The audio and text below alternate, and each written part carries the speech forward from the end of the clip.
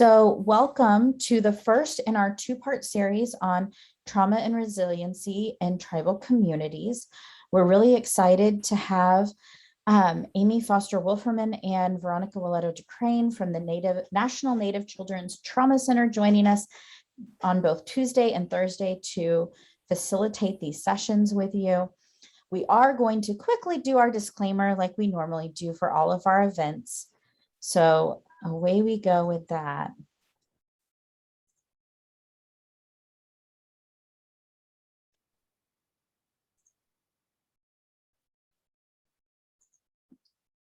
This presentation was produced under U.S. Department of Education contract number GS00F115CA with Synergy Enterprises, Inc. The views expressed herein do not necessarily represent the positions or policies of the U.S. Department of Education. No official endorsement by the U.S. Department of Education of any product, commodity, service, or enterprise mentioned herein is intended or should be inferred. All right, and now that you've all been officially disclaimed for the day, I'm going to go ahead and turn it over to Amy to jump into our session. Great, thank you so much, Sarah. It's great to be here. Good morning or good afternoon, depending on where you are in this country today. Welcome and greetings. My name is Amy Foster Wolferman. I serve as the Director of School-Based Training and Technical Assistance at the National Native Children's Trauma Center at the University of Montana in Missoula, Montana. And I've been with our center since and its parent center since 1996. And at our center, I've been a special education teacher in our early intervention program. I've been a school consultant in implementation of prevention and positive discipline strategies. Also consulted in supports for children impacted by trauma and trauma-informed schools systems change. So as a teacher, I found it very helpful for me to understand how trauma was often driving the behaviors of students, and that there are a lot of strategies that we can use to better prevent problems and support our kiddos who are really hurting inside. So learning about trauma has also helped me better understand myself and my family, my community, and humanity, really. So I come to you from Missoula. I live with my husband, my two teenage kids who have outgrown me. I'm the short one in the house now. Our dog, Benny, and near my mom here in Missoula. So I'm very grateful for the invitation to be here today with all of you.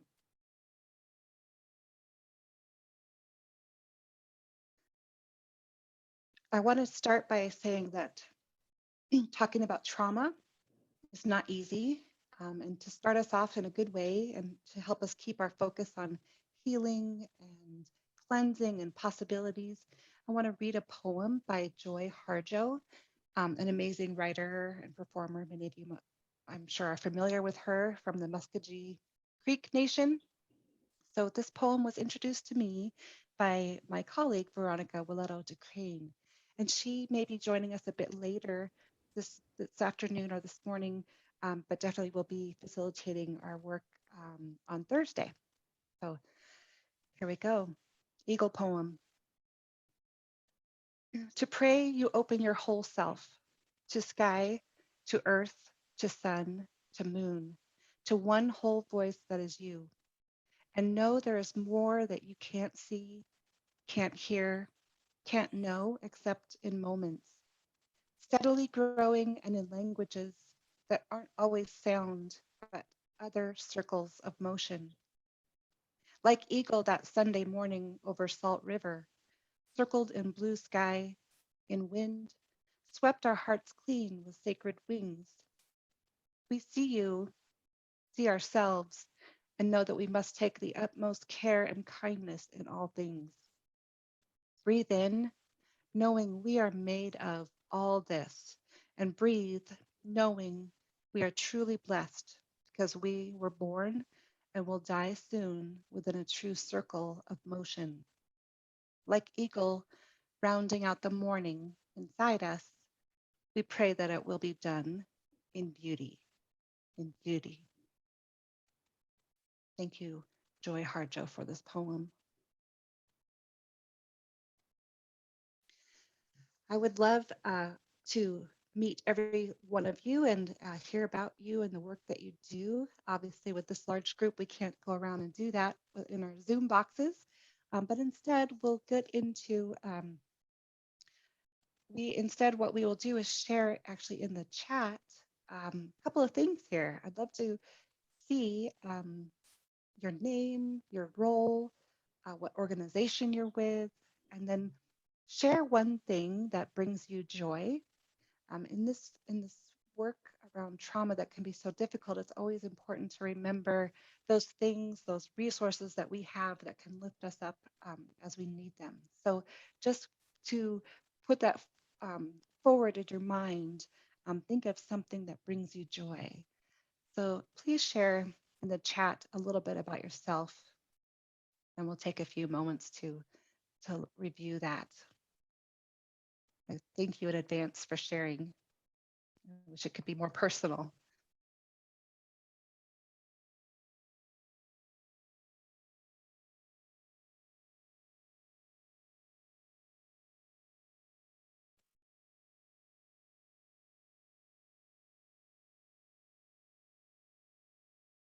Great. Hiking, being with family, where I work, bringing joy, friends, grandchildren, hearing students having fun in our languages brings me joy.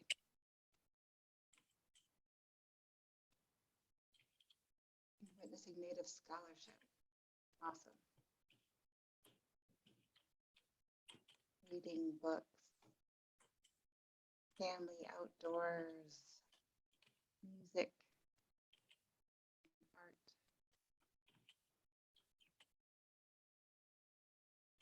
family and pets.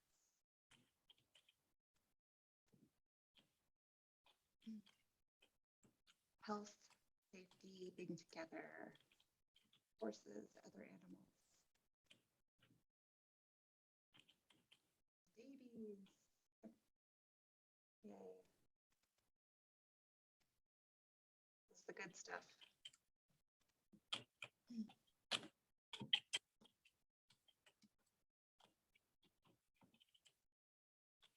Living and enjoying all the ups and downs of life.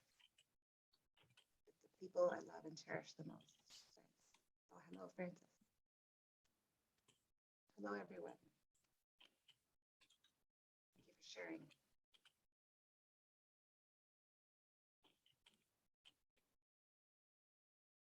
So many things that bring us joy. It's lovely. We can just wrap ourselves around all of these great ideas. Suju, helping others, family. All right.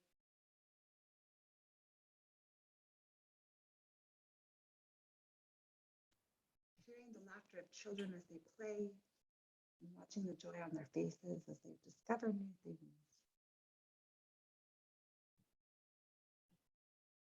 The prairie, children's smiles.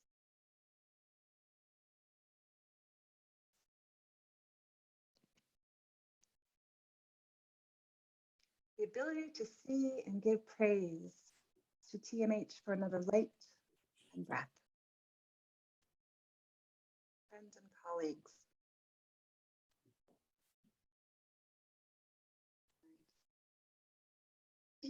Thank you all for sharing. I really appreciate that. And we can continue to add to that as we move along, and we'll look over.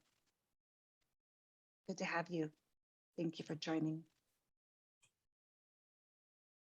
I'm going to move next to the next slide, move us forward.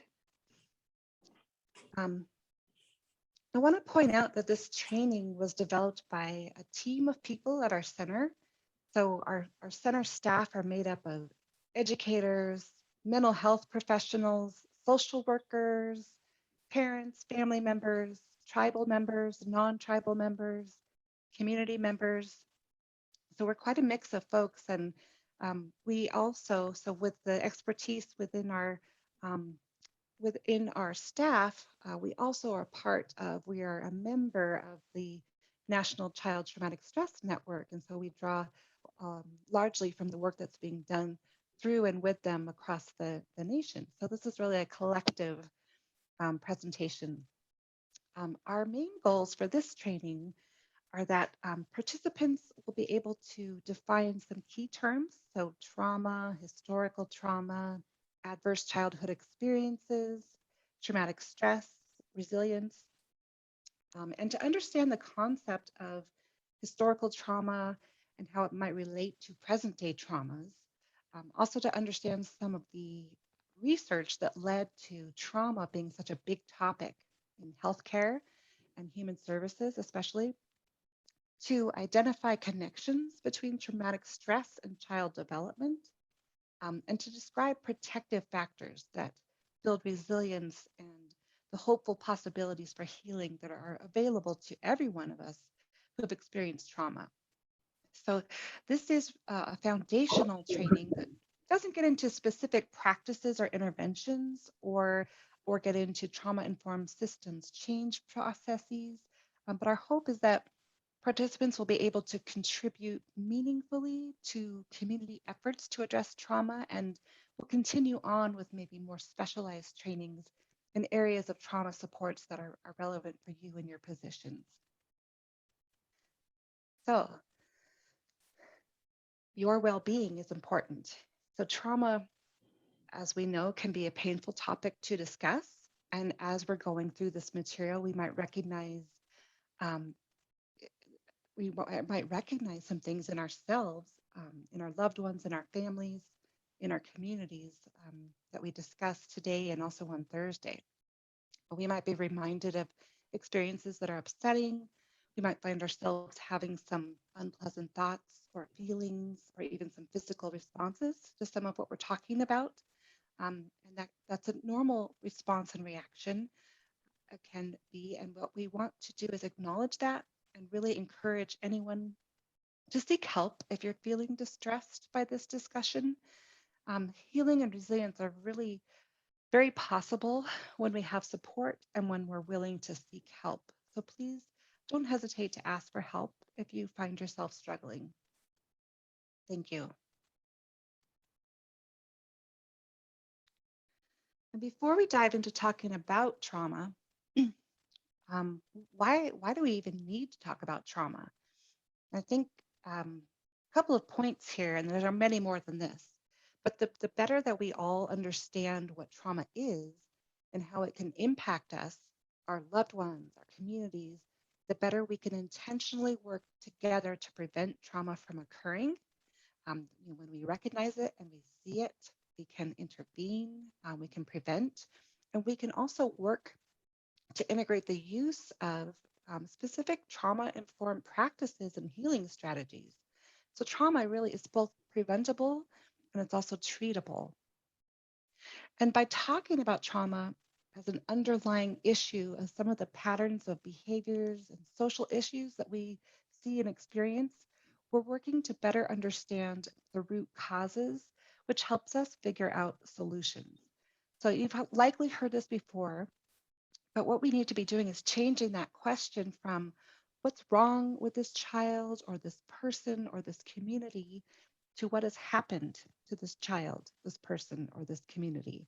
And when we ask that question, we're understanding that the behaviors we see are responses to what a person has experienced or that a group of people have experienced, and that those responses are sometimes protective strategies that have helped a person or people to survive and cope with trauma.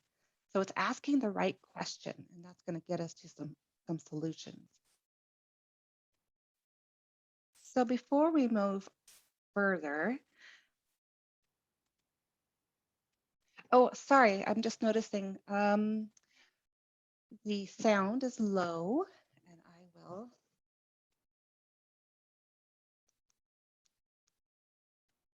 see what I can do about that.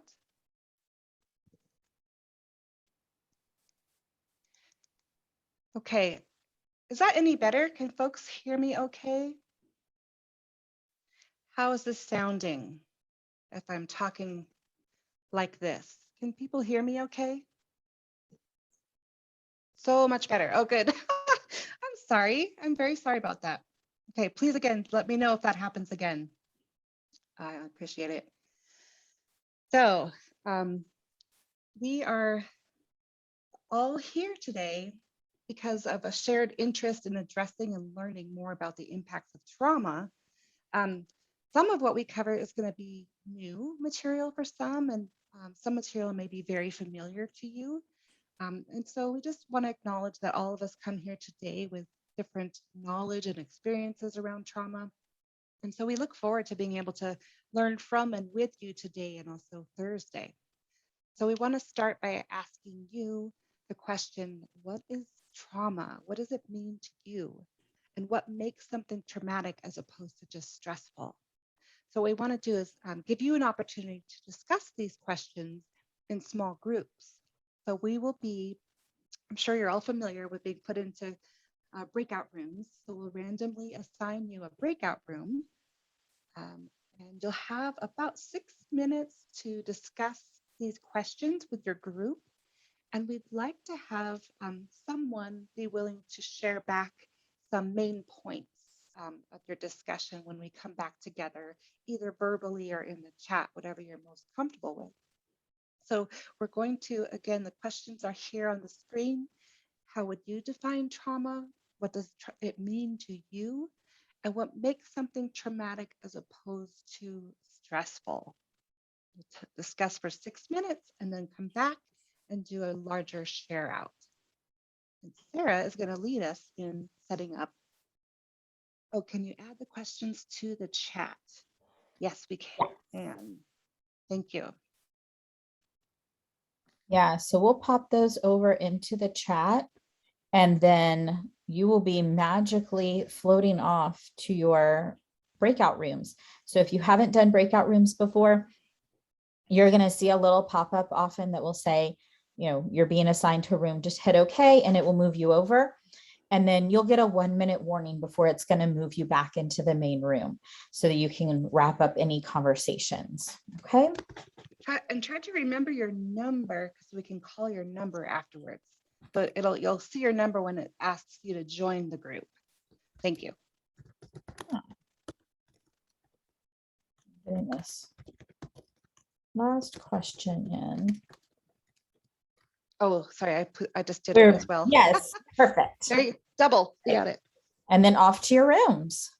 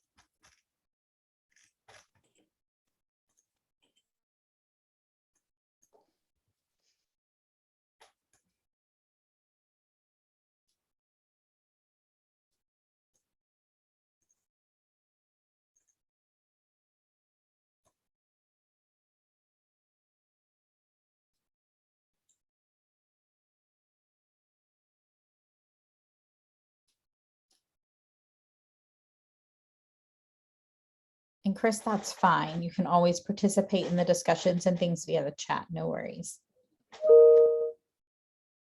Alana, let me see where you are on the breakout rooms.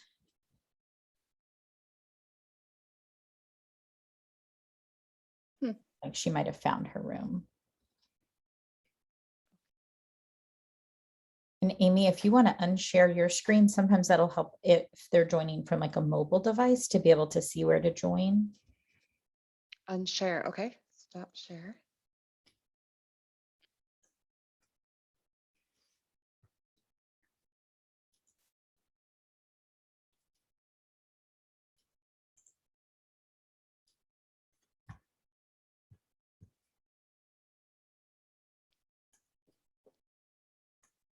All right.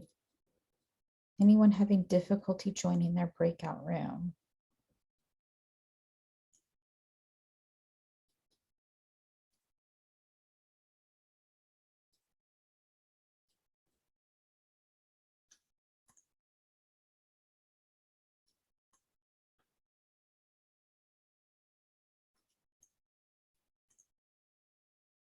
Looks like about a dozen Yeah. haven't joined. Yeah.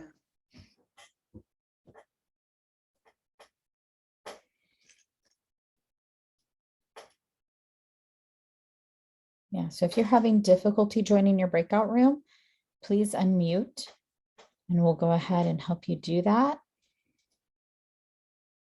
Or you can also put in the chat box and we can help you figure it out from there.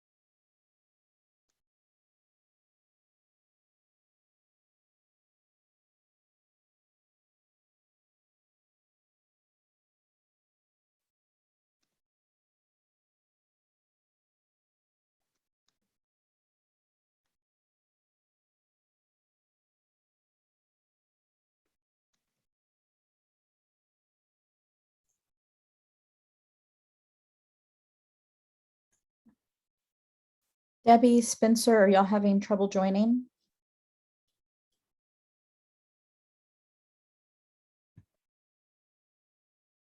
What about Nancy and Amy?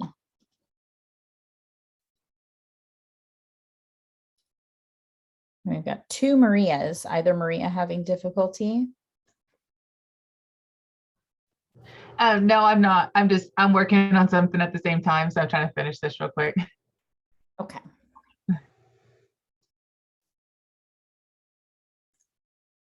And what about Amanda or Glenn?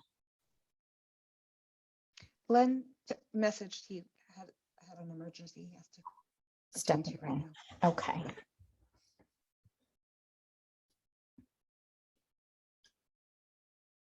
Yeah, and I know Chris is still trying to get fully connected, having some connection difficulties. Hey, Sarah, this is Angela. Yeah.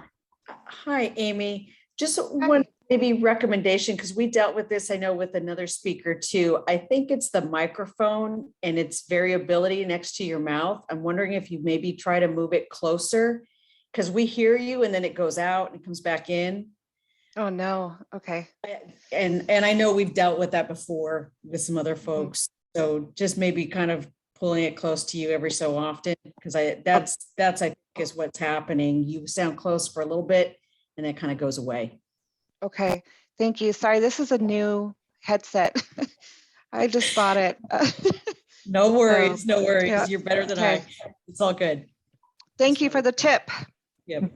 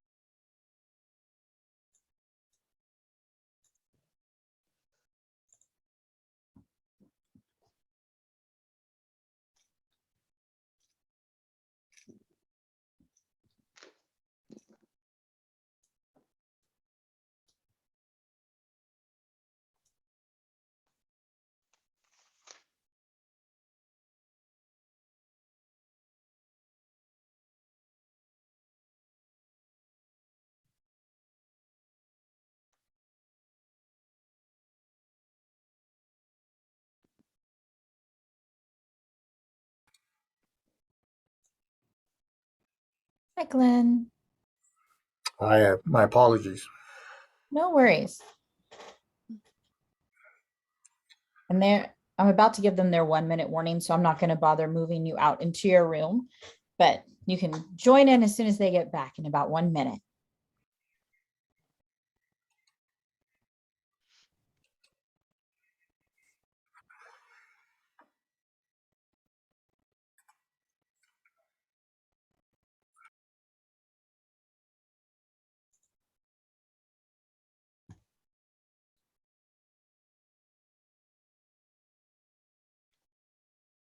All right.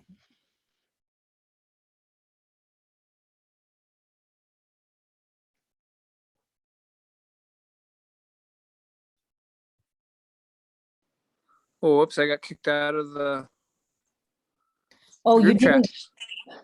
I don't think you got kicked out. I gave the 1 minute warning, and I bet when you click the button, it just pulled you out. You're only missing like the last 38 seconds with your group. Okay, I was talking too, so oh well. Oh, no.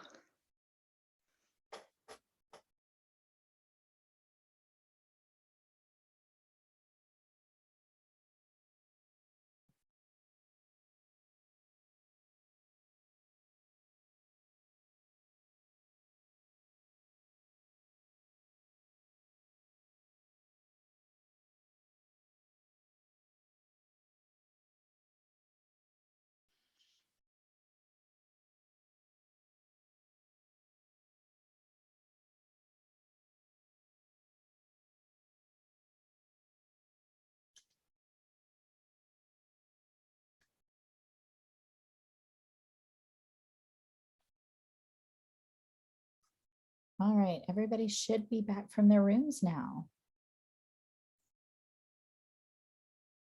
Great.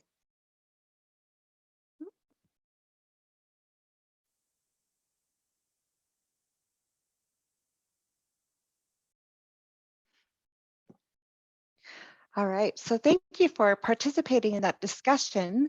I'd love to hear from some folks about some of your conversations, just maybe a couple of the key points that your group discussed.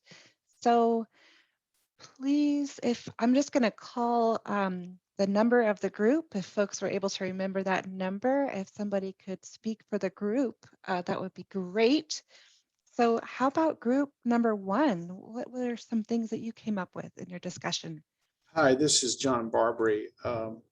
And I I spoke first, so I guess I'll speak for the group. We really didn't get a chance to go all around to each person in the group. There was only 3 of us who had a chance to really complete our answers. So I'll just kind of review what 3 of us shared. Initially, what is trauma? Well, I defined it as a life event that causes an emotional impact that is lasting and can affect your life, the way you approach life in the present. And what the difference basically between a stressful moment in trauma is, I consider a stressful moment as just something it's a one-time thing. It's something that happens in everyday life. It may not be a big event, but it's something that causes stress. But trauma is something that's more long-lasting and has more impact on how you do a lot of different things, and that could be caused by various triggers that bring you back to that initial feeling. Sonia shared that she thought that, she looked at it in a more broad perspective. She was saying that trauma was generational and something that was passed down and unexplainable sometimes. And there may be things, she didn't use the word trigger, but that's a word I've heard, so I'll use it. Things that may happen that brings you back to that painful period.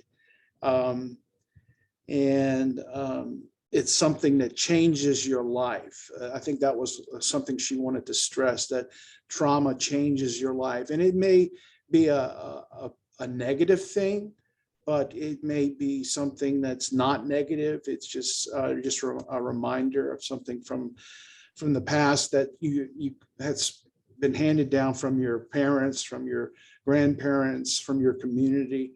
And she did say that her whole life she has dealt with trauma, and I think that is probably true for a lot of people. They might not know it or might not acknowledge it. Another gentleman in our group, JM36, I don't know his real name, but he was saying that from things that he's read, that stress is psychological, and it's broken down, he says, from in a primary and a secondary section, I guess blocks, that the core thing is a psychological impact on your life, and it may be something that's a small impact or something that is more on the level of just a stressful moment, but it's something that can manifest into real trauma in a secondary sense, and it's something that you have effects afterwards. And that sometimes the things that we experience on a primary level actually sometimes can evolve to the secondary level over time. So I don't know if I adequately Thank you, described John. that, but I think Yeah. that's kind of where we are. Great, excellent, all of the above. What a very rich discussion it sounds like you had. Yeah, thank you for sharing your wisdom, knowledge, and expertise. Group 2, just a quick review of some of the key points. Anybody from Group 2? I started in group 2. This is Sharon Paragoy from Crow Agency, Little Bighorn College. Basically, I just led and just looked at the definition, starting from there, talking that it's an emotional response. And then this shared, in the trauma, the latest trauma, the biggest trauma, I guess, for our community was the COVID and the deaths. So I started there, and then I think it's Bella Shoshone, I think she's on here, shared how similar traumatic events in the community. And the thing that she brought forward was the concept of resilience in our elders, and how the elders' teachings and was that to be able to, she didn't say it, but it's that resiliency factor that the elders taught, and that's something that in some instances we tend to forget. The emotional response and the processes, we talked a little bit about that, but I believe resiliency and how we can then help young people, our communities, to recapture that resiliency that was within our elders and in our nations. Wonderful. Thank you for making that connection between the two, trauma and resiliency. That's the other side, right? All right. Well, thank you for sharing. Group 3, anybody want to do a brief summary of a couple of key points?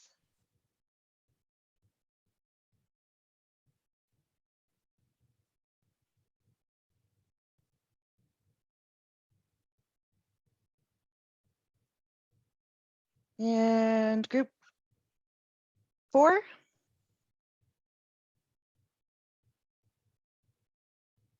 I know you might, like, what number was I? Hello, this is group 4. So I'll go ahead and jump in. This is Carmelita Lem from the University of Mary.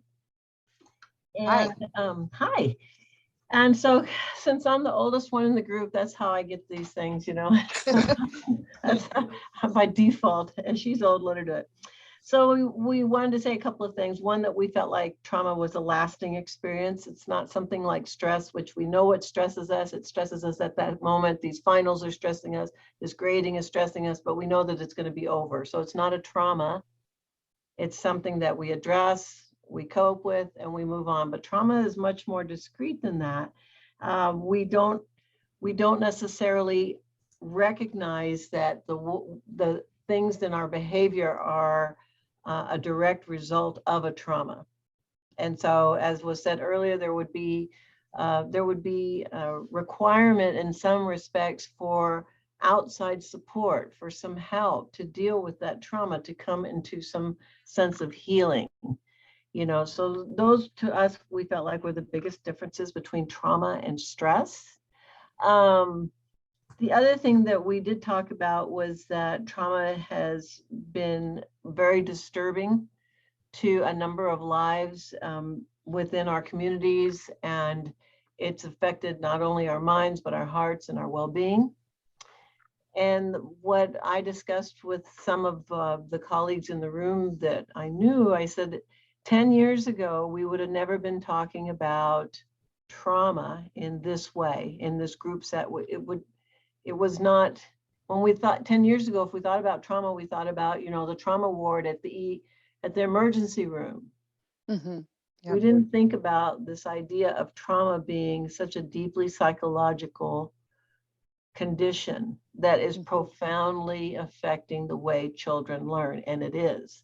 Mm-hmm. And because many of us are involved in K-12 prep, one of the first things we have to do with regard to our position in education in Indian Ed and in all ed, because all kids are suffering from this, not just Native kids, urban, rural, all of them, is the prevalence of this. And I just love your question, not what's wrong, but what happened. Mm-hmm. So that, yeah, right. that kind of caps what we talked about in group 4. Wonderful. Thank you. I see a hand up. I think I did. So many people in boxes. Did anyone have a question? Okay. Okay. So we did have 12 groups, but what I'm going to do is just open it up to, is there anybody else that would like to share something, add to what's already been said that you all discussed in your group? We don't have to go through each and every group. We might start to get a lot of duplication, I imagine. Anything people want to add? It's really good to hear from you. Mm-hmm. Yes. So Amy, this is Beth. And in my group, I had Kelly and Sarah and A. Riggs and Robert. And one of the things that I thought our group shared that was powerful about trauma is being life altering, and that it has significant impact on our children's lives. And then also as it relates to the course of direction that their lives will take from that event. And one other thing that was shared about trauma, it can be culturally informed or community informed. And that kind of goes into that historical perspective about trauma and the whole idea of how a culture is impacted by an event or by that happening. And then even deeper than that, how that community is impacted and how they dealt with that situation. So just powerful conversation. And that was group 6. Mm-hmm. Excellent. Thank you. Thank you so much for sharing that and that perspective on those layers. I'll just open it up if there's any other group that wants to share. Hi, can you hear me? Yeah, Maria? Yes, hi, this is Maria from Portland State's program. And I just wanted to share that I didn't join a group because I wanted to listen and learn from people. But as we had the presentations after the breakout, I thought about something that I first learned when I was doing early childhood ed. And it was the work of Dr. Bruce Perry, who was, I believe he was a psychiatrist and a medical doctor. And he studied the impact of trauma and difficult situations upon the physical body of a child, and how the brain responds to the, I guess, the chemical flows that happen under stress and under trauma, and that this will impact the child later on when they're under stress, say in taking a test. And that whole reaction begins again, and they may have difficulty taking the test or completing the work. So it always stayed with me that was really important to think about with some of our maybe learning difficulties for our children. Mhm. Yeah, thank you, Maria. Others may be familiar with Dr. Bruce Perry also. I'm a big fan. But the two books that I highly recommend, he wrote The Boy Who Was Raised as a Dog. And he does talk about as a psychiatrist, his experiences working with children who had experienced a lot of trauma and how that impacted them through their lifetimes. And then also more recently, he wrote a book with Oprah Winfrey about, I think it's called What Happened to You. So it gets at that question that we talked about before. It's not what's wrong with you, but what has happened to you. That's a newer one. So just to share a Great. resource. Thank you, Maria. That's an important point. Anyone else? Oh, Jamie, do you have your hand up? Jamie? Yeah, I do. Hey everyone, I'm Jamie Gua from TEDNA. It's in part kind of a comment and question and not specific to the group I was in. One of the things I learned through some training and just being a classroom teacher is stress, and this is also a question, but stressful situations can lead to trauma because of the undealt with emotions. And that's an understanding that I have, that I also, we didn't have time to talk about it in my group. And so a question that I wanted to pose to you and to others, because I think we often skip to what might be a big quote unquote traumatic experience, a car accident, a major death in the family, so on and so forth. However, I think the reality of some of the students that we deal with who manage a lot of stress, when does that become trauma? Mhm. Yeah, that's a good question. And I think as we get into the definitions and types, that might become clear, and we can talk a little bit more about that. So thank you for that question. Hi, this is Shannon. I was in group 7, and we actually did happen to visit about when stress might change to trauma. We also talked about that what is stressful for one individual may be a very traumatic event for someone else, that there may be a little bit of a scale or relevancy depending on what gets classified under each. But one of the things that we had talked about was COVID-19, and initially, for us as professionals, the change in the nature of our work, maybe our home situations, led to some stress. But the longer that things have gone on, the more that may be looking to be more of a traumatic event in our lives. And that kind of led to a discussion on the impact of children, and that what the pandemic has done for us to cause a stressful event might actually be a very traumatic event for children who have not been allowed to have a normal childhood, social, emotionally, their interactions with others, whether it's been new babies and them being able to be exposed to other members of their family, other members of the community, maybe being very isolated to only having interactions with their parents, to young children not being able to engage with others in preschool or kindergarten situations, or teenagers, that even children who were home and had very good home lives because of the things that they've been denied over the last couple of years as teachers, and those who are preparing teachers of those children, really needing to be careful looking for the hidden hurts that they may have. So. Very true. Thank you for sharing that, Shannon. I really appreciate this opportunity to hear from folks, and thank you for sharing your thoughts, your experience, your wisdom. We're going to have some more opportunities to have a breakout room and discussion. So I'm going to move forward with some of this presentation, and it's going to be connected to much of what you all have been saying. One other question I do want to pose, though, before we move forward is, and some of this has come out, I think Sharon mentioned teachings from elders and resilience. So wanted to just give you the opportunity to respond to this question. What are tribal teachings about trauma or about healing from trauma that you may have heard about or learned? You know, it's so unique to every community, to every tribe. It's not something new. Trauma is a part of being human. So what are possibly some teachings that you have learned that are specific to tribal wisdom? And we'll just open that up to the group. Feel free to share in the chat. I noticed some chat sharing about trauma. Healing from trauma heals our ancestors too. Oh, and I like that. Thank you, Desiree.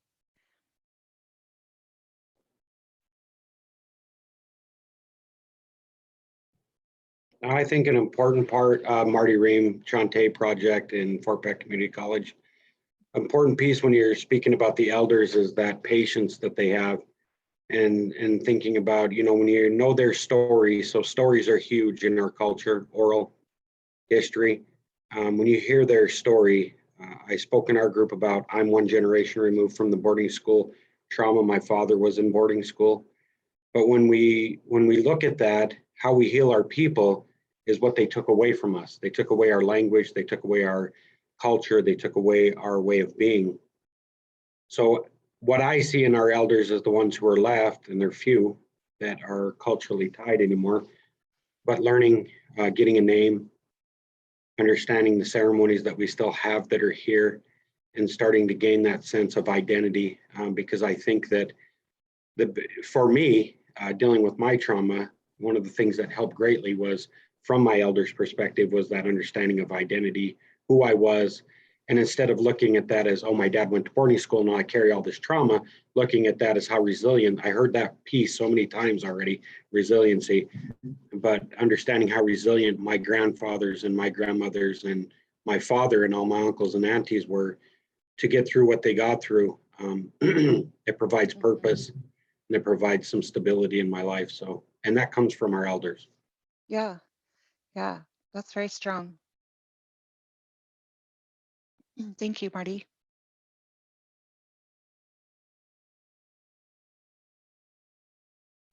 And there's a lot in the chat. Thank you for sharing there as well. Cleansing ceremonies from Zuni, prayers, of course, and medicine curings. Cleansing for clearing that bad medicine, cedar bath, smudging. Just not a direct teaching on trauma, maybe more about healing and resilience.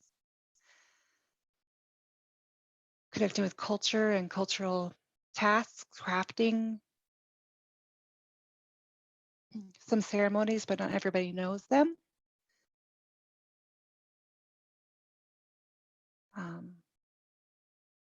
Be calm within yourself, a phrase. Edihi da li lugs. I don't know if I'm saying that correctly. The spirit that plants have, how they heal us. It's a good question. Ancestral stories. Yeah. Oh, and the question was, what are tribal teachings about trauma and or healing from trauma, Raven?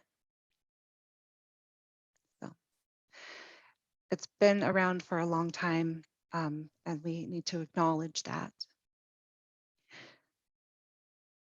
So thanks for sharing in the chat. I'm going to move us forward. And this is, so here's a definition of trauma that we often draw from, that comes from the National Child Traumatic Stress Network. It's one that's commonly used by mental health professionals. And this definition says that trauma is the experience of a real or perceived threat to our life or safety, or to the life or safety of a loved one, And this experience causes this overwhelming sense of terror, horror, helplessness, and fear. And our brains and bodies automatically react to this threat by going into the fight, flight, or freeze mode in order to protect ourselves, right? So it's an amazing survival skill that we have as humans. And one of the important pieces here is this first part of the definition, that the experience is either real or perceived threat. So it's not the event itself, and many of you brought this up, that makes it traumatic, but it's the way that we experience the event. So if here's kind of a simple example of two people may live through the same event like a car wreck, but experience it very differently. If I experience the car wreck as a threat to my life or safety, then I have experienced trauma. I have those intense, overwhelming emotions that come with that fear. But maybe you in the passenger seat may have believed that we were going to be just fine, that we were never in danger, and you didn't have that those overwhelming feelings that you were in any way threatened. So it was not a traumatic experience for you. So the key here is that what may be traumatic for one person may not be at all for another. The other thing, and so then when we hear a list of potentially traumatic events, again, it's not the event, it's the experience of that event that makes it traumatic. And it's also, when we can witness this. So it's a real or perceived threat to ourselves, but also to others that we love and care for. So if we witness something happening to someone we love and care for, that can be very traumatic for us. I fell off a roof about 5 years ago. My son was with me, and him watching that happen was much more traumatic for him than it was for me. We thought I might die. I did as well, but it was much more traumatic for him to watch that, to watch his mother, his care provider. So witnessing it can be just as impactful as direct experience. So I'm going to just go through a few different types of trauma. There's a number of different types. One, some are acute. So our experiences of trauma are a one-time event. So acute traumas might be a violent incident, an accident, a severe weather event or situation, the sudden loss of a loved one. But these are events that typically happen once in a person's lifetime. Others are considered more chronic. So those are the multiple experiences of trauma, not only experiencing a car wreck, which is an acute trauma, but also loss of a loved one and witnessing community violence. So it's multiple types. And it can also mean repeated experiences of the same type of event. So ongoing neglect, abuse, use of substances by caregivers. Those can be those chronic, ongoing types of traumas. Complex trauma includes chronic trauma, so those multiple repeated traumas, but with the addition that the trauma typically begins early in one's life, causing long-term impacts that interrupt typical development, and often by or at the hands of our own caregivers. So further complicating the impact, especially in regards to trust, safety, and attachment to others. There's also historical trauma where the wounding experience of a historical event, such as genocide, gets passed on from one generation to the next. And my colleague, Veronica Boleto de Crane, is going to be talking much more about that on Thursday. So we'll wait to further that discussion then. So the concept of trauma, as we all know, it's nothing new, but it's really only been in more recent years that people have started talking about how it relates to our health and well-being across our lifespans. And it's only been in the last decade or so that schools and other agencies have started getting more serious about addressing the role of trauma in the services they provide and in the work that they do. And one of the reasons for this is due to this adverse childhood experiences study, or the ACE study, which I'm sure many of you are familiar with. So the ACE study, our adverse childhood experiences, are really traumas that have been experienced when we were young. So for those who may not be as familiar with the ACE study, there was a huge public health research project conducted by Dr. Vincent Felitti from the Kaiser Permanente healthcare system in Southern California, and a researcher, Dr. Robert Onda, from the Centers for Disease Control.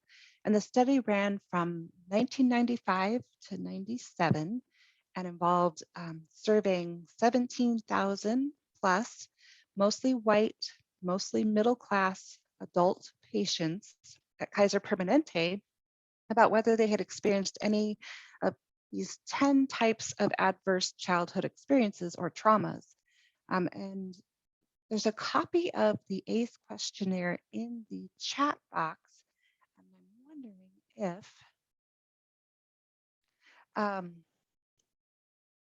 if folks can access that. I put it in the very beginning. If you go to the very top of the chat box, it's called ACE questionnaire handout. So if you'd like to access that. And I just popped it in, so it should be at the bottom for everybody now. Oh, thank you, Sarah. That's right. You said you could do that.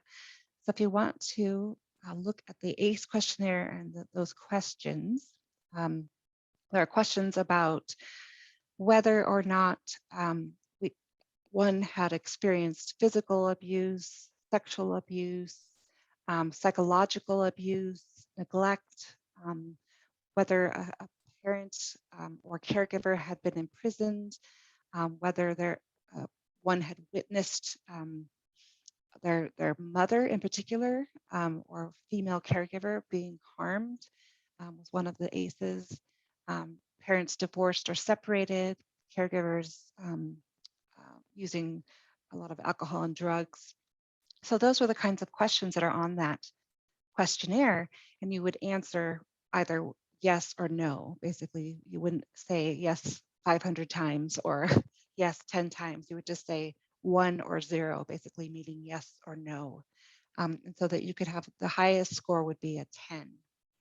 So they looked at all of those 17,000 responses, reviewed them in relation to the participants' current medical, behavioral, and mental health records, and then came up with some pretty powerful findings. So we're going to look at some of those.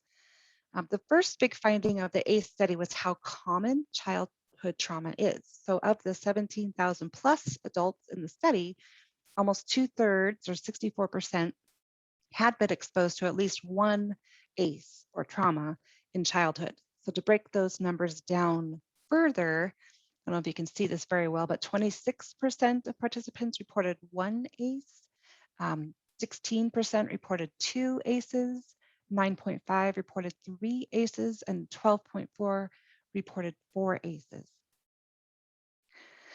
So then we can also look at how those numbers break down in terms of the individual ACE questions.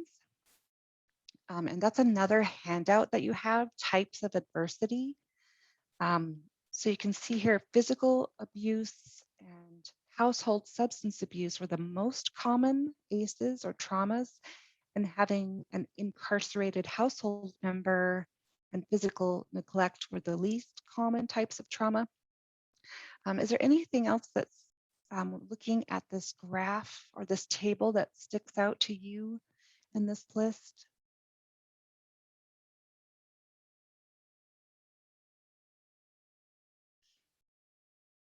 Can I just say something? This is Sonia. I would just like to say I feel really, really strongly that if you have not done the ACE study, if you've not done it, don't do it by yourself. If you don't know what it's about, make sure that if you're somebody that's experienced trauma, because I was just handed it, or I was told to go to this website and do it. And I didn't know anything about it, didn't know what it was. And I did it, and I'm a 10, and I was like, I felt devastated. And I didn't have anybody there to talk to about it. And it was traumatic. You want to talk about trauma, that was traumatic. So I just feel really strong, and I really am upset when they give this to children without having like their parents or something there. Yeah. Thank you for sharing that. That's a really important point. And I think, and we're learning about the study and where it led us to, but we need to absolutely, there's other pieces and parts, what's missing from this study. And just because these people had this sort of correlation, it doesn't mean that they were not aware of the fact that they had been experiencing trauma and that these were some of the conditions that they were then dealing with. Had they been aware and received support, the outcomes may have looked very different. So we do really need to be careful with how we talk about and share this information about ACEs. It does definitely not mean that someone is doomed. Um, and we'll talk a little bit more about that. So Sonia, thank you for sharing that. Appreciate it. So, one of the things that the ACE study did not take a look at is tribal communities and how this data, this research translates or how it doesn't translate. So tribal people weren't represented. There've been a lot of follow-up studies conducted in tribal settings, and you can see some of that data here on this slide. And it definitely comes with some limitations. The sets were not very comprehensive. They didn't expand across all 567 tribes, which is a really difficult thing to do. Most tribal studies have focused on one tribe or on one geographical area or a small selection of tribes. So the findings aren't necessarily representative of what might be found across all tribes. We just have to be cautious about generalizing. But what the research is suggesting so far is that ACE prevalence rates are far higher in tribal communities than in the original ACE study sample. There was a 7-tribe study conducted by Koss and colleagues. This was in 2003 that found 86% of participants reported at least one childhood trauma exposure, compared to 64% in the original study. And the prevalence of multiple trauma exposures, the 4 or more, was about 33%, which is about 3 times greater than in the original study. And then another more recent study done in 2017 by Warren and colleagues found similar levels among tribal people in South Dakota, with 83% reporting at least one ACE and 32% reporting 4 or more. And so we share this data not to pathologize American Indian, Alaskan Native people. We just need to acknowledge that that original ACE study is not representative of the experiences of tribes. So we need to work to understand the both historical and contemporary experiences of trauma by tribes in order to be most effective in supporting healing and this work. We need to know. So what the ACE study also told us, it showed us that childhood trauma is common. Maybe we already knew that, but it also showed us that early trauma can have an enormous impact on our health and well-being later in life. So the people being surveyed in California were adults at the time of the study, and they were reporting the number and kinds of ACEs or traumas they had been exposed to as children. So the researchers were then able to review their health records and identify what current health and well-being issues they had. And that what they saw were these strong links between exposure to early childhood trauma and a number of physical, mental, and behavioral health issues in adulthood. And there's kind of this long list. I'll read some of these: increased alcoholism, smoking, depression, pulmonary disease, heart disease, liver disease, severe obesity, diabetes, suicide attempts, sexually transmitted diseases, broken bones, poor work performance, financial stress, risky behaviors, and so on. And of course, we know early trauma is not the only factor driving all of these public health problems. It'd be ridiculous to say that behind every broken bone, there's a trauma history, or that everyone who smokes cigarettes does so because of trauma. But having a trauma history puts all of us at a much greater risk for these conditions. And it's us knowing that that is most powerful. The ACE study also found that a dose relationship between childhood trauma and health outcomes exists. So a dose response relationship means that as the dose gets bigger, the dose being the number of trauma experiences we have, the response gets bigger. So the greater number of ACEs we have, our risk for developing problems with our mental and physical health gets multiplied. So here's a few examples. Compared to people with 0 ACEs, people with 4 or more of the 10 different types had 2.5 times the risk of developing chronic obstructive pulmonary disease. They had 2.5 times the risk of developing hepatitis, 4.5 times the risk of developing depression, 12 times the risk of attempting suicide. The study also found that compared to a person with 0 ACEs, a person with 7 or more had 3 times the risk of developing lung cancer, 3.5 times the risk of developing heart disease. And maybe one of the most shocking findings is that people with 6 or more ACEs had a life expectancy 20 years shorter than that of someone with 0 ACEs. But all of that being said, the goal in sharing this data is not to scare people, but to communicate how seriously we should take exposure to childhood trauma. And we also want to emphasize that these numbers are statistical averages that come from a very large sample of people and a particular type of people, white, middle class. They're not predictions about what will happen to any individual person. They don't account for individual people's strengths and resilience. These were not people who were aware of the impacts of trauma on themselves, who then received support or treatment. So if we know the potential negative effects of ACEs, we can address those impacts on our lives and reduce risks. So it's important to point out here that risk factors can be counterbalanced by protective factors. And that's what this work is all about. It's what can we do to build resilience and draw from the resilience that we already have and have had from generation to generation, so we can create this balance, because trauma is a part of life, but resilience is a part of life too. So we'll be talking a lot more about resilience and protective factors on Thursday.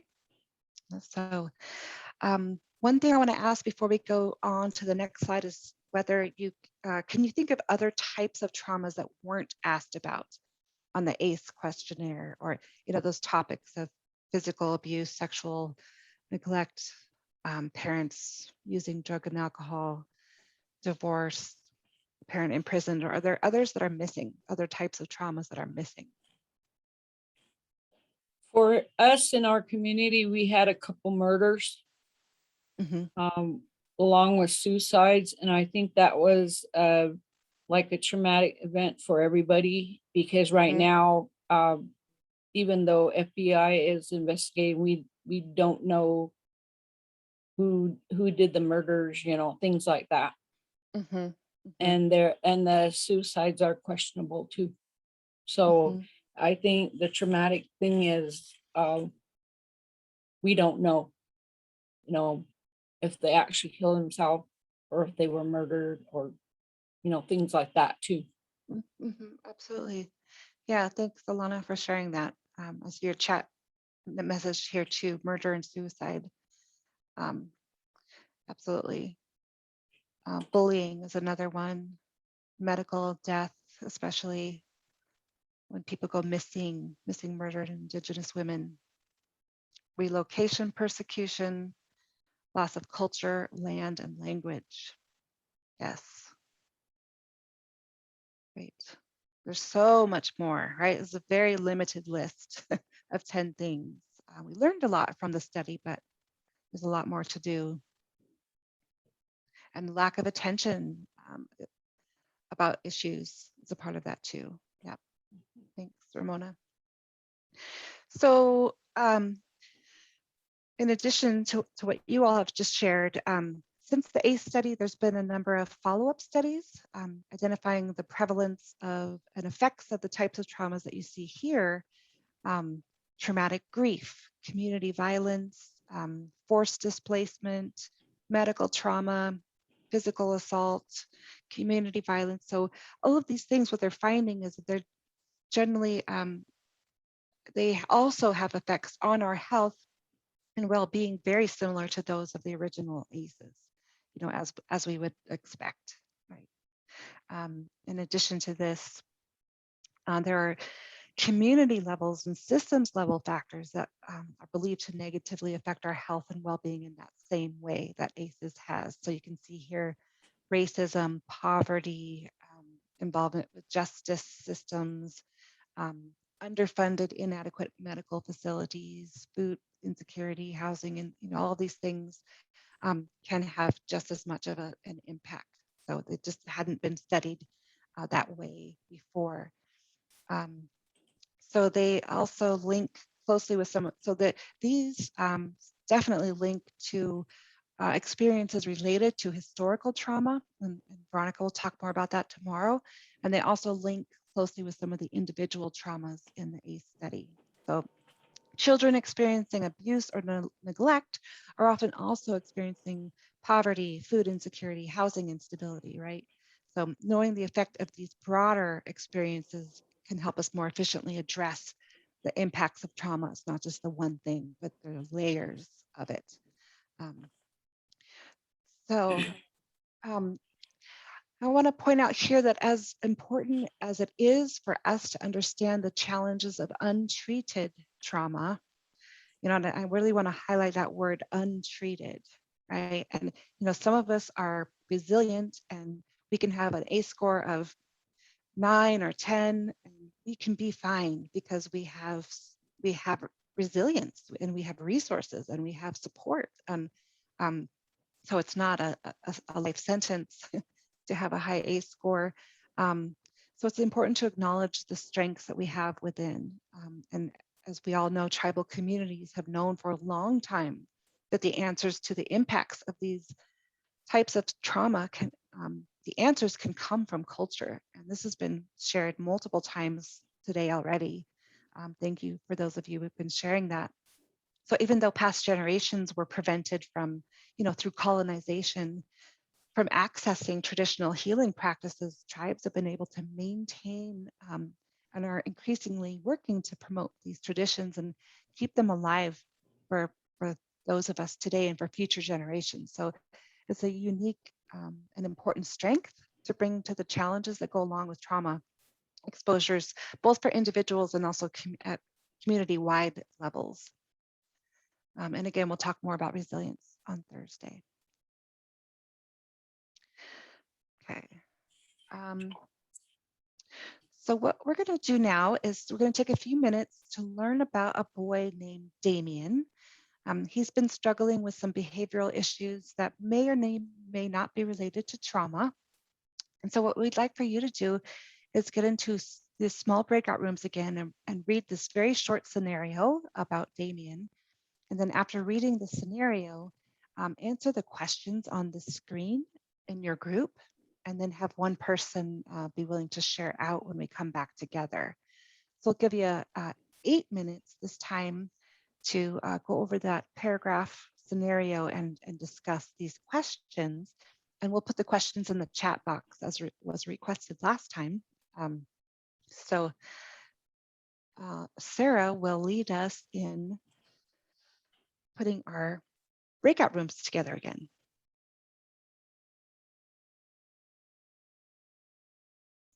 Yeah, so I have you all set up for breakout rooms. They should be slightly different than last time, so you can interact with some different folks.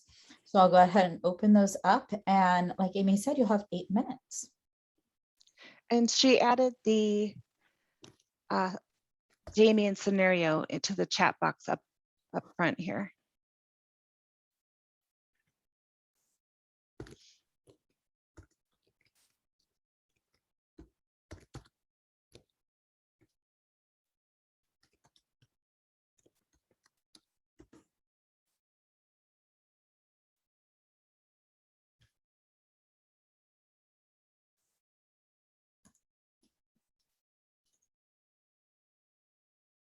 And everybody should have a room.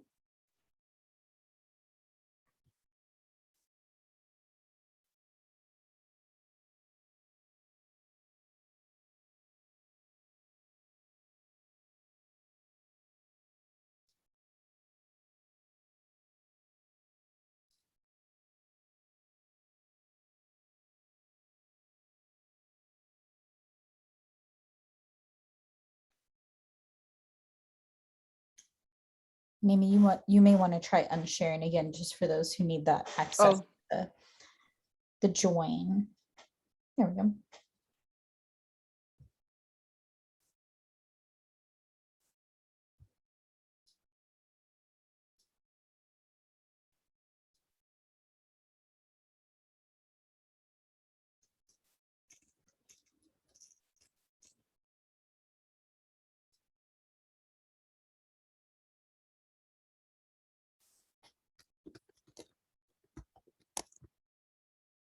If you're having difficulty joining, you can unmute and we can help you get into your breakout, or you can also post in the chat if you're unable to unmute.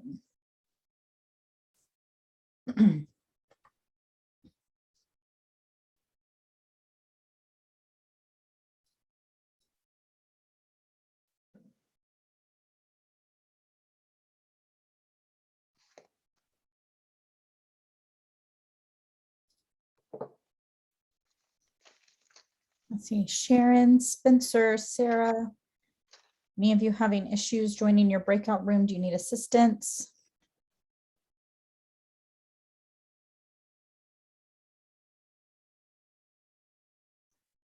What, Tom or Juanita or Iris? You're having difficulty joining your breakout?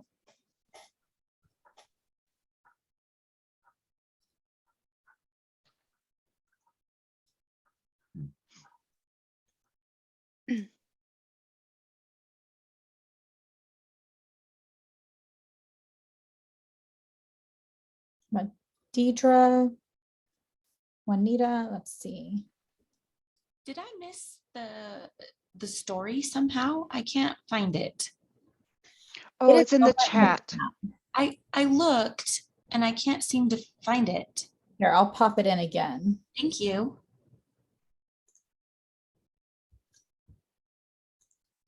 And it's called Damien Scenario. All right, it should be loading up there in the chat for you.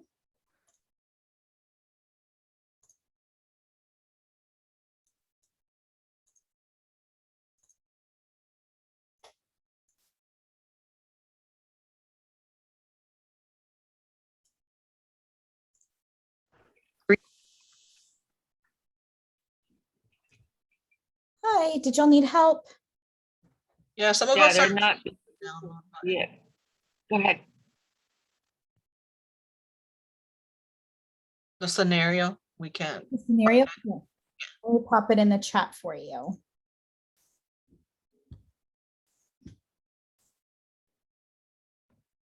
There you go. Are you all able to see that in the chat there? Oh, yeah, now I see it.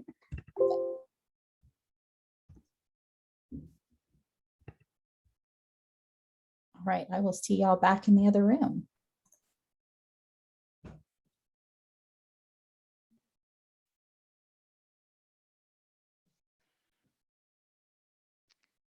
You're muted, Sarah. Oh, we had a group that was having a little difficulty, but we got them fixed up. Oh, good. I wondered where you went. Floating away momentarily.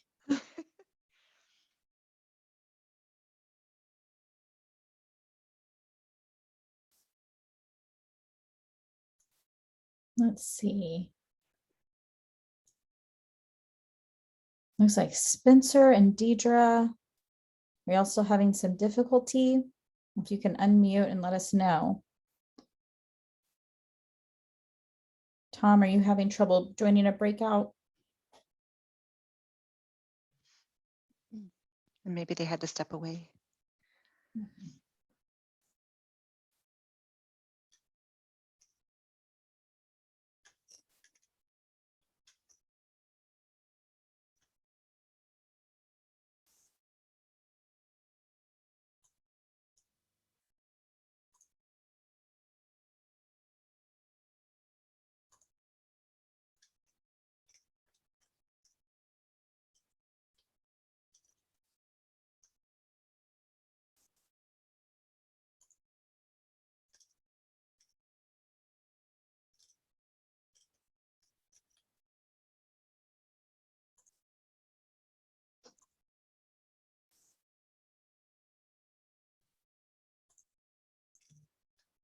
think Tamara's still getting connected.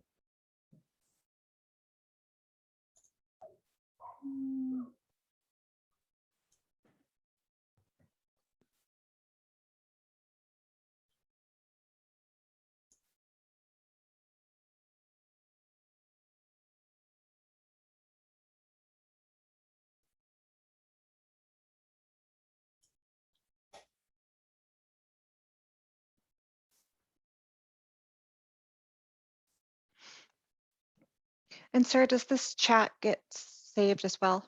Yes. Oh, great, great. There's so much that's been shared. It's hard to keep up with. Yeah, we'll have all of that. And I can email it over to you.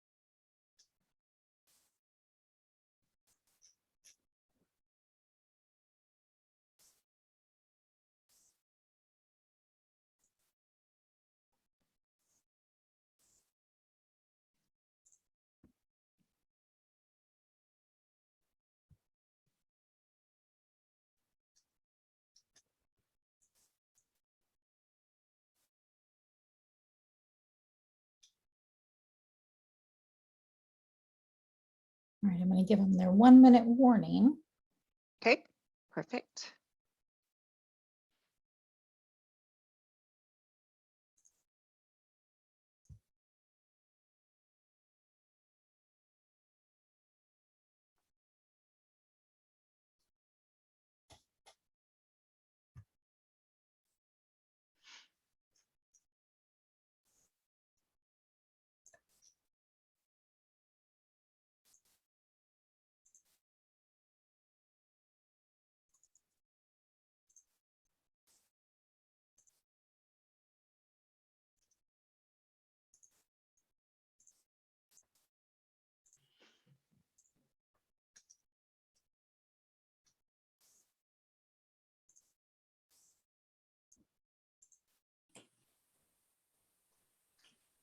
Yeah, if you're just coming back in the room, everybody else has about 10 more seconds and they'll be here with you.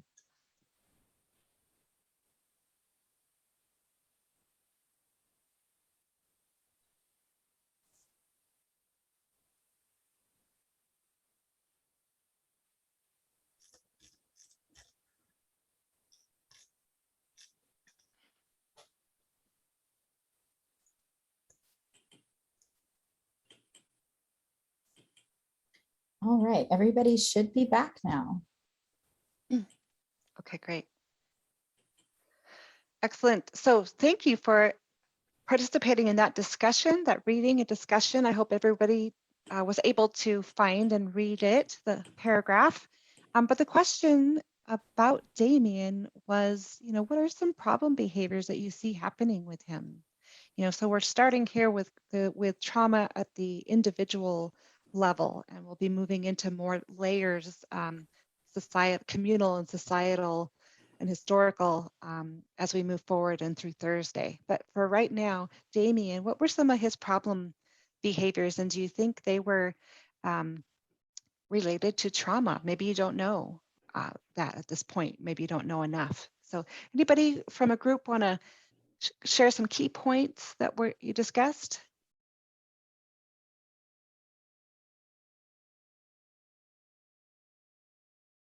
Maybe you talked about, yes, This hello. is Alana. Hi. We talked about maybe he came from like a dysfunctional family or was in the foster system and passed from,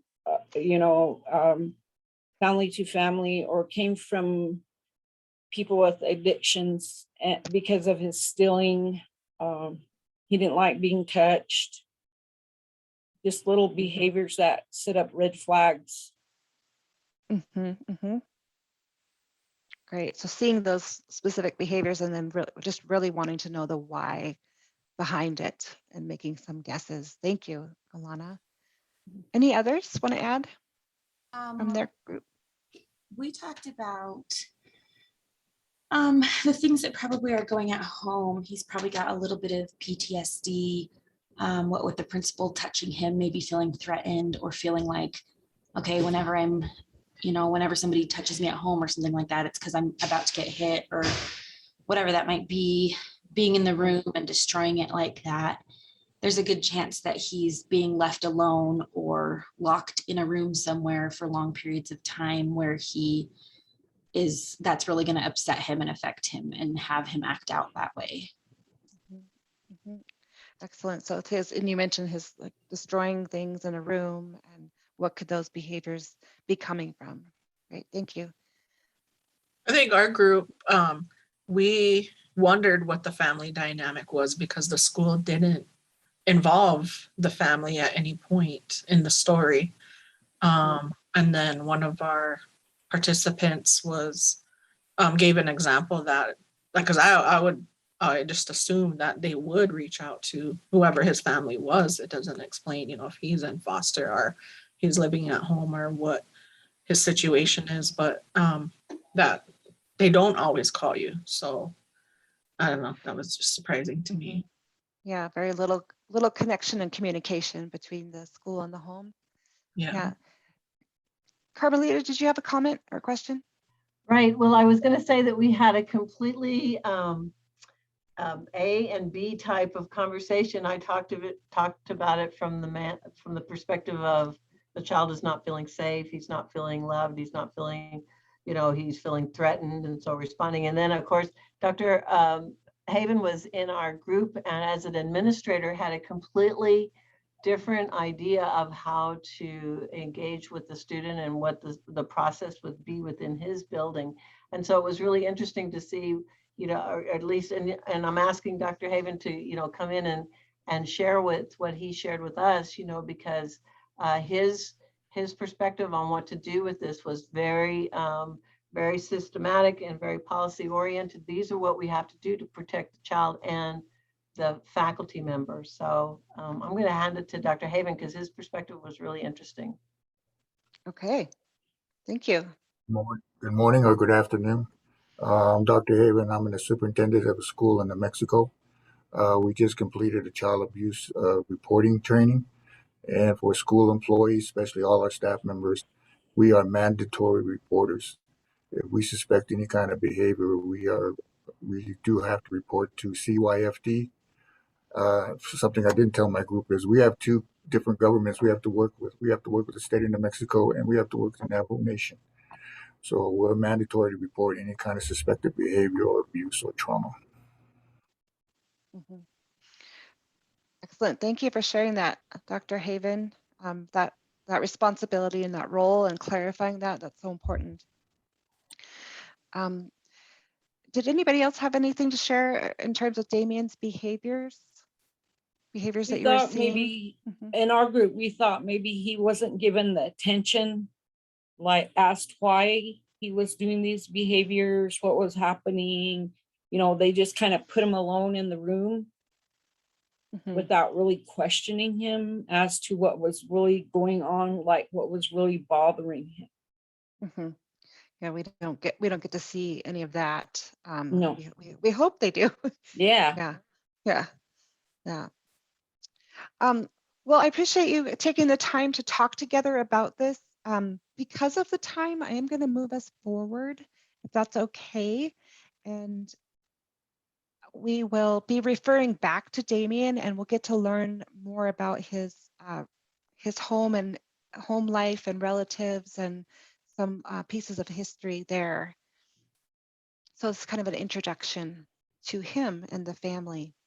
But so we're moving from him, the individual child, and to take us into this topic of how untreated trauma, untreated, can negatively impact some of our, our health and our well-being and our development. So we're going to go through some pieces related to that, and we'll start with the brain. So the brain, you can see this picture here of the brain, and I don't know if folks can see my screen or my box of my face because I'm going to use my hands, but the brain develops from the bottom up in sequence. And so, organizing from the very least complex functions to, which is the brain stem, to the most complex, which is the cortex. And so I'm going to use the hand model that Dr. Daniel Siegel uses. And so the brain stem is represented by your forearm. When this regulates our heart rate, our body temperature, our breathing, our blood pressure, and the brain stem is the first to develop, and it's fully functional at birth. And then next to develop is the cerebellum, which can be represented by our wrist. Sorry, I was pointing to my thumb. The cerebellum regulates movement and helps interpret physical sensory stimulation in our environment. And then next we have the limbic system, our thumb, which regulates our emotions. So I'm going to place my thumb in my palm. And then this is what, this piece is key to detecting any danger in our environment. And then last to develop is the cortex, our four fingers. And that's responsible for our higher order thinking, logic, problem solving, reasoning, and impulse control. And so all life experiences fire this network of neurons in these different parts of the brain. And so say we're listening to a piece of music, a favorite piece of music, and the music can activate parts of our cortex because that part of our brain is recognizing the tones and the rhythms and the music. And it can activate our limbic system because we might feel joy when we hear the music. And parts of the cerebellum, so the movement center, we might want to dance to that music. And so the music activates neurons in these different parts of the brain. And if this is an experience that is repeated, there are neural pathways between these parts of the brain that become stronger and deeper and more defined, kind of like ruts in a road where tires have driven over and over, right? And so a pattern is established that automatically fires whenever we hear that specific piece of music. But if the experience is not repeated, the pattern disappears, right? There's no ruts in the road. So that's why practice makes perfect or permanent, you might say. But the same is true with a traumatic experience. The more often we experience it, the more quick we are to react to it and or anything that reminds us of it. So a piece of music or a smell of a certain kind of food might be associated with trauma. And when we hear it, we might feel fear, rather than joy. In our limbic system, our cortex shuts down while the limbic system takes over to protect us in the moment, right? And Dan Siegel calls this flipping our lids, right? This higher order thinking. This goes, we're not using it right now. We're reacting with our limbic emotional system. And so we can't reason in this state. So the neural pathways fire in all these areas, pathways developed, and a child might respond to a situation with fear and withdraw, become aggressive in response to this input without even thinking about it, right? The brain just detects danger and reacts this way. And the more often the trauma is experienced, the deeper that neural pathway pattern becomes, right? And so the good news is that new neural pathways can be developed and defined through new repeated experiences. So interacting with a caring adult who consistently offers love and support, that can help a child develop new responses and interactions with adults that will eventually become deeply ingrained in their brains as well. So it's through these repeated experiences that we can make significant changes, even in the brain. And so that brings a lot of hope to me. We can change. And so we also want to talk a little bit here about the body's alarm system. You know, humans have this naturally occurring survival system. It's activated in the face of trauma, right? A perceived threat of danger. So let's say a saber-toothed tiger were to enter the room you're in, you would likely respond in some way, right? And your body, in order to protect itself, would quickly activate. And anybody want to share what's something you would do if that tiger walked into your room right now? This saber-toothed tiger guy right here. What would you do? Anyone? That's not a saber-toothed tiger. Is it Burmese? Yeah, something like that. Yeah, I don't see the sabers. Good point. You would question the tiger. Okay, scream, freeze, lose control of body functions. Right. We have this automatic reaction, right, to something we fear, right? And so we all know the terms fight, flight, freeze. There we go. Some of us might run, some of us might shut down, but it's an automatic response to protect ourselves. And during this time, our brain is telling our body to energize, and it releases oxygen and hormones. It makes the body really efficient. It shuts down non-essential parts of our body and processes. Digestion shuts down, higher order thinking shuts down, and it's just the limbic system reacting. So our response to the perceived threat of danger can depend on the type of danger. Doctors Blaustein and Kinneberg used this analogy that if a small squirrel were trying to attack you, what would your response likely be? Fight, flight, or freeze? You have a small squirrel attacking you. How would you respond? Freeze and tell my coworkers to shut their doors. Fight or flight. Flight, if that doesn't work, then turn and fight. Okay. Yeah, you're likely to, you might, or maybe more likely to fight or run from a squirrel because you can. Although Carolyn would run from a tiger, and I don't know, the tiger might be able to outrun you, Carolyn. Not sure. Maybe fling it across the room. There you go. That's a type of fighting because it's smaller, right? So it's, and then they talk about what about if you're in the middle of a street or highway and a car is speeding towards you, what are you most likely to do? Fight, flight, or freeze to save yourself.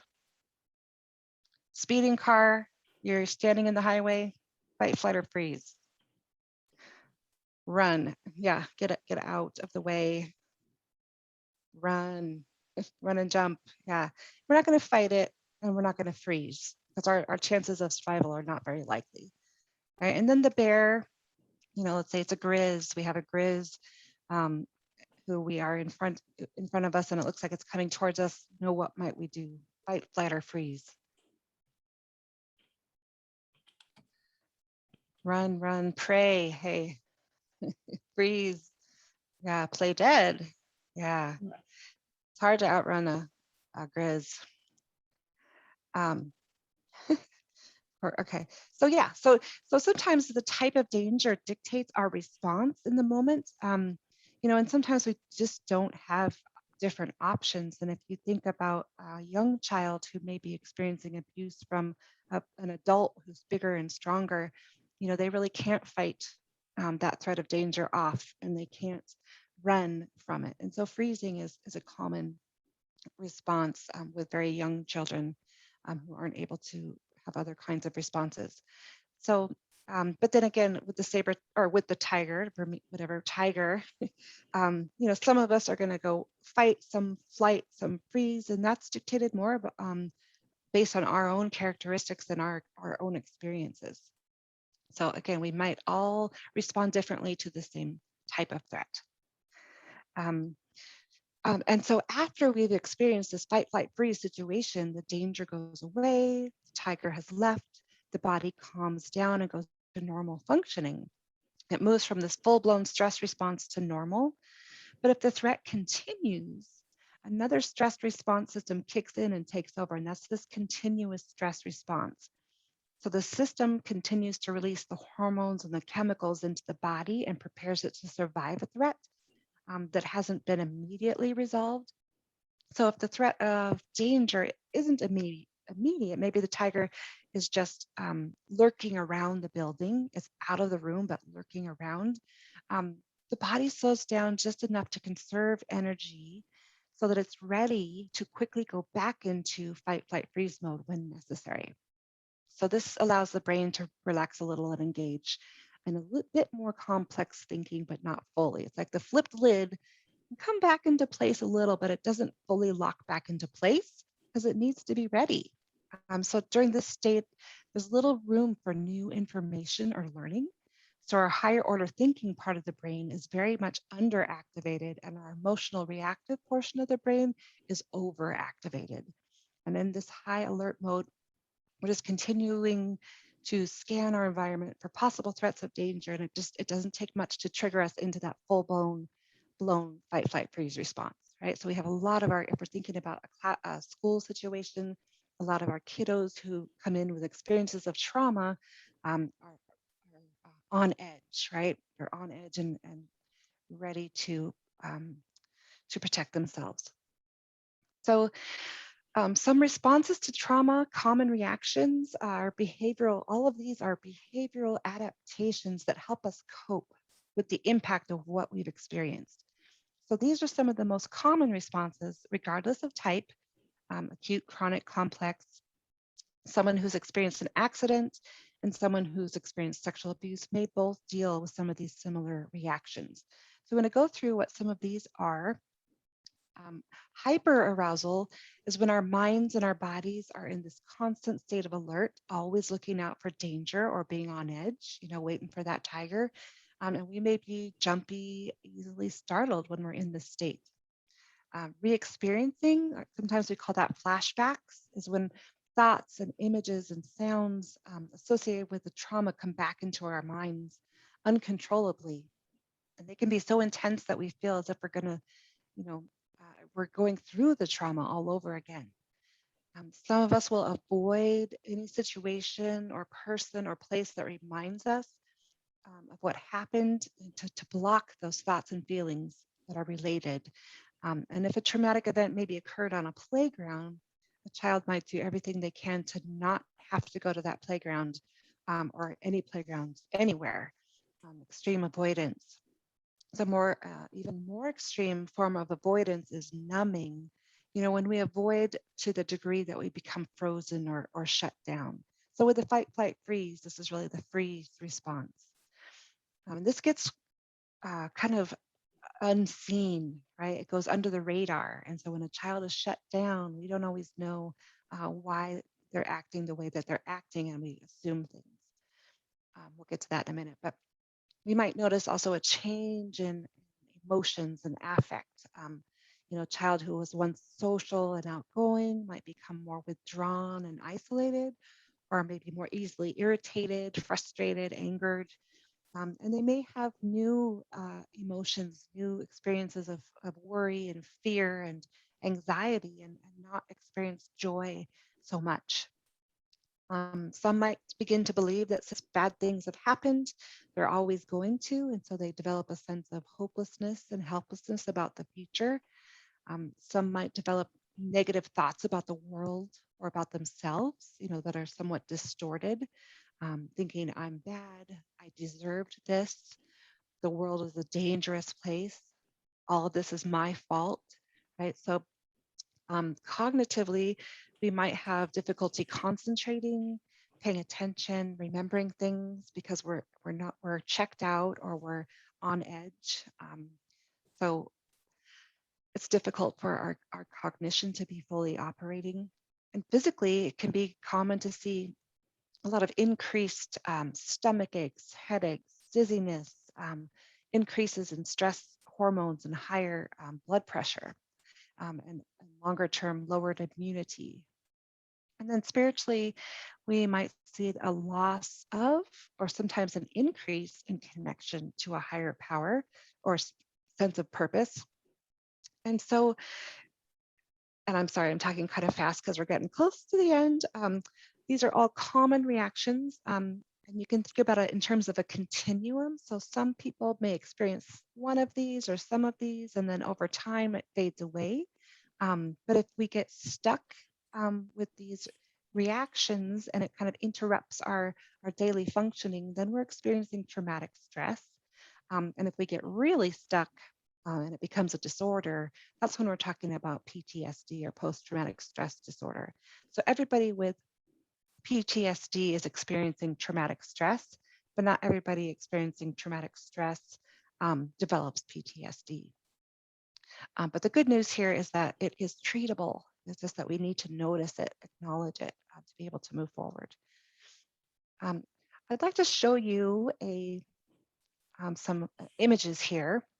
And this is an example of remaining in a continued stress response state, always looking out for danger.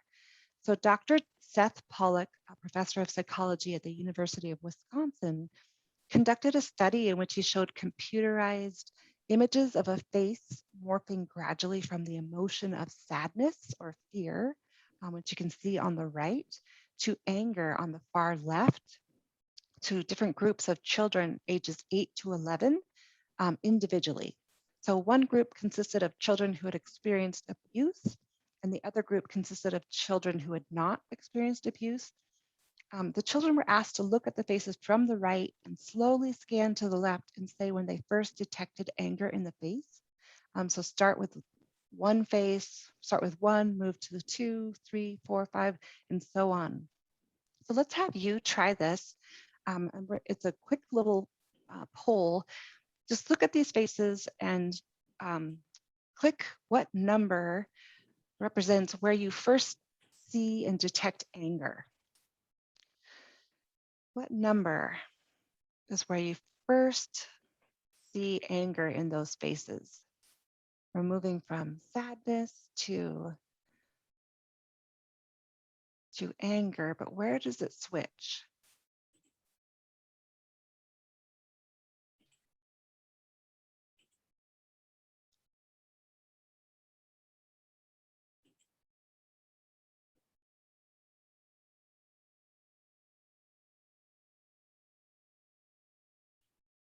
Where is the anger? See people participating, thank you.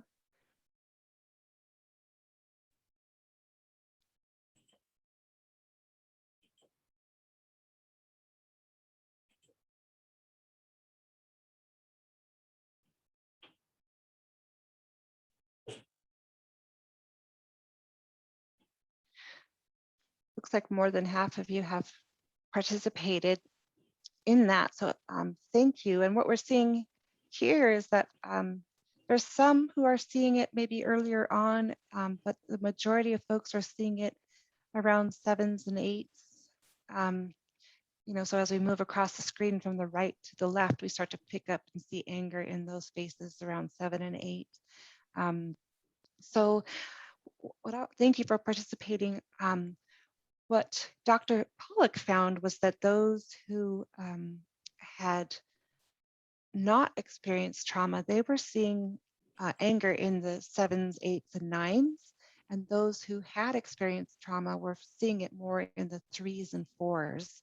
And that's a pretty big difference between, from one side to the other.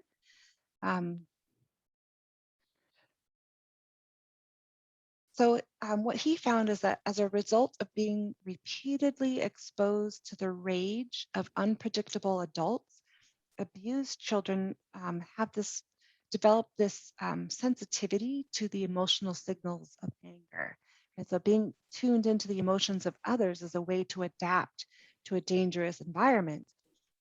And these kids' brains are doing exactly what you'd want them to do, right? They're operating to protect themselves. But when kids move into a different setting where the people around them are safe, their brain isn't making that shift.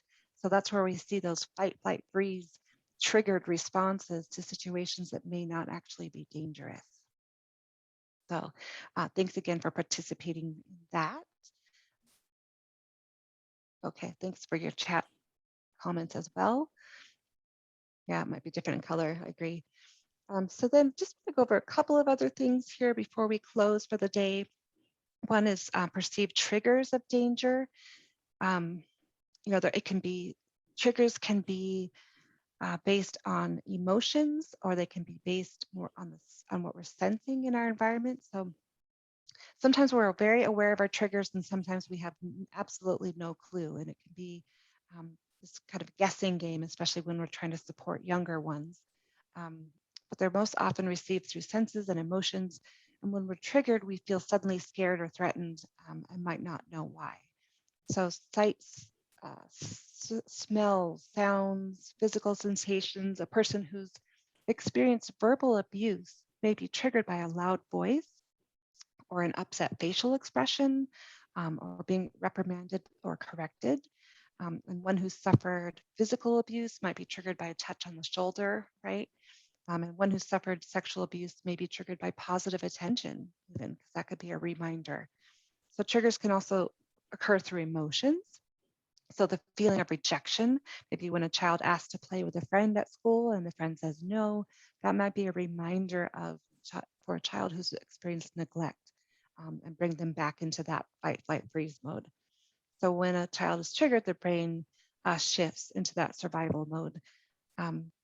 And they may become physically aggressive, throw things, they might flee, they might isolate, they might shut down and freeze, or become avoidant. So, and this is where, a lot of us who work with children or who have understand that we can actually be the ones that trigger our kids unintentionally, of course, but maybe some look we give or being too close in someone's space might be a trigger for a kiddo. So it's working to identify what those triggers might be. And then the last slide I want to show you here is, this is a slide, and this goes back to Dr. Bruce Perry. Bruce Perry that somebody brought up earlier. He's the director of the Child Trauma Academy, and he demonstrates how common reactions to trauma align with the mental states of calm, alert, alarm, fear, and terror. So you can see that at the bottom of the chart. And Dr. Perry and his research shows us that our brains function best and most comprehensively when they're in a state of calm or alert. But when you think about a child who may be experiencing trauma frequently and walking around in a highly stressed survival mode, what mental state do you guess they might wake up in the morning before anything has even happened that day? And for the sake of time, I'll just go forward and say that what Dr. Perry has found is in that situation, these kids are going to wake up in a state of alarm quite frequently. Nothing has even happened yet, but they wake up in a state of alarm. And this is their norm, it's their common mental state. And it doesn't take much for them to be triggered to move to a state of fear. So for youth who tend to have a hyper aroused trauma reaction, that's here at the top, the hyper arousal continuum. When they wake up in the morning, a state of alarm, they wake up resistant, so nothing has even happened yet and they're already feeling resistant. So let's say for this child, let's call him Evan, getting too close into his space is a trigger. And so Evan's teacher asks him a question while he's sitting at his desk and gets too close in his space, and he is instantly triggered and he moves from a state of resistance to defiance, right? So then he might become aggressive in the exchange with his teacher, whereas another child, let's say Sarah, getting too close in her space is a trigger, but she's more on the dissociative continuum, the numbing, checking out, freezer. And so when the teacher gets into her space, she wakes up in a state of compliance because she doesn't want to rock the boat or draw any attention to herself. And so when the teacher triggers her unintentionally, she checks out. She starts to dissociate and she says nothing, right? And so it's really hard for us to understand sometimes what's happening internally, especially for these kids who are checking out like that. So, but what I want to point out here on this slide is so much of the work of trauma is about helping people, if we're serving youth, it's helping people find their state of calm and alarm, or not alarm, excuse me, calm and alert, so that their brains are able to settle and their lids can be locked in and they can be fully present in situations. And so it's creating a sense of safety and predictability and trusting relationships, and there's a lot to how we can do that, but shifting from alarm and fear down to this calm, alert, safe space. So that is the end of our time today, and we're going to pick up where we left off with Veronica Willetto-D Crane. I see that she joined us this last bit. Welcome, Veronica, and we look forward to hearing from her on Thursday. And I just really appreciate the conversation that we've had today. I wish we could have chatted a lot more. The chat box will be saved and the PowerPoint will be sent to you. So thank you all very, very much and have a wonderful day. I'm going to stay on if anybody wants to talk after or send a message. So take care. Thanks, Amy. And if you are still on, we'd ask if you would take just a couple of minutes to complete our feedback survey. That should be up on your screen now. It's pretty short, takes just a minute or two to complete. And then we'll see you all on Thursday. I know a few of you did join a few minutes late. As soon as the recording is up, I'll send out an email to everybody who attended if you want to catch those first few minutes that you missed. And we look forward to seeing you in a few days.